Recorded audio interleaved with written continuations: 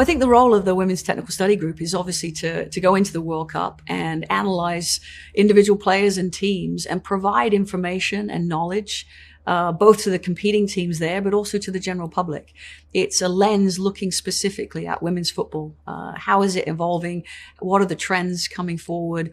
What are the important elements of the game? And statistical analysis, so teams can dig beyond just what they see with their eyes, but also support that with, metrics and numbers to help analyze opponents and obviously themselves. Well, I think listen, part of it's like, I wish this was, this level of support was around when I was coaching, because, I think what the technical study group and the analytic crew are providing from FIFA is just this in-depth knowledge of, data that you tend to look at as a coach with your eye, but now it's done for you, and the amount of time you'll save.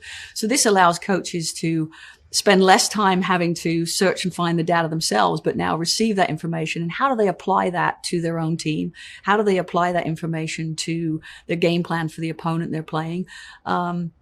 And also think just for the general public, it's fun to kind of see, in terms of their favorite players or their favorite teams, what are they really good at? What do they lead in? Where are they deficient? Where do they need to improve? All of this information that you collect, from the number of lines that you beat to, intentions of players to defensive blocks. I mean, all of this information that you spent as a coach, figuring out yourself, is now being provided at such a high level. So I think for technical directors and coaches around the world, it's just an incredible tool, and resource.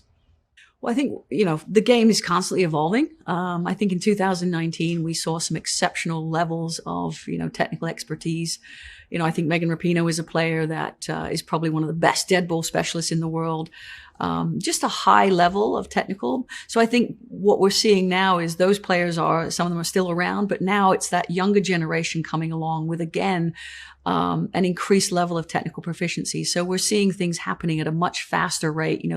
The dribbling now, the control, as, the game continues to grow athletically, we're seeing players being able to execute athletically at a high level technically. And so I think, you're seeing that from set pieces. I think striking a dead ball, free kicks we're seeing now. I think that's continuing to trend up. The level of, service from the flanks, from the wide areas, there's more, I think there's continues to be an area in our game that we want to continue to refine, but we're seeing just a different quality of types of service, early ball in behind, cutback, diagonal balls. And also think as the level of goalkeeping continues to grow, I definitely think that that's evolving as you look at the game around the world. You look at the youth tournaments, the under 20 World Cup, we're seeing goalkeepers continuing to evolve.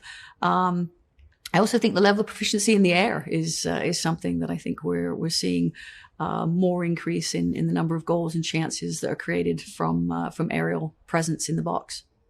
I think, the new teams coming into the World Cup, the debutantes, like an Ireland and a Haiti, Vietnam, I think, one, it shows representation. I think it's exciting that we see new countries coming in, because ultimately what that happens is that country now, it lights a fuse in their country in terms of exposure of the sport, interest in the sport.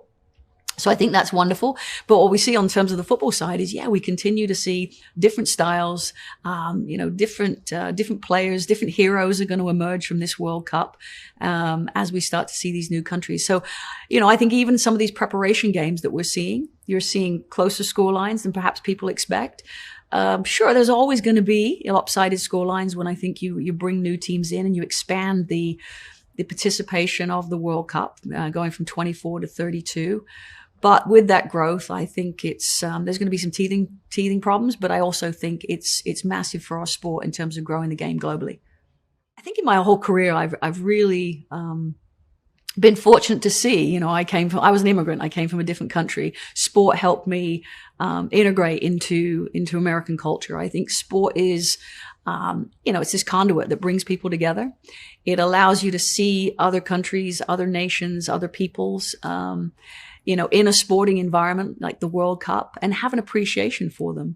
And, I think World Cups are these moments where things, tend to stop and people come together and celebrate what's happening on the pitch. And sometimes, there's always going to be a winner and a loser, but the reality is I think that experience in and of itself somehow touches people and brings them closer together.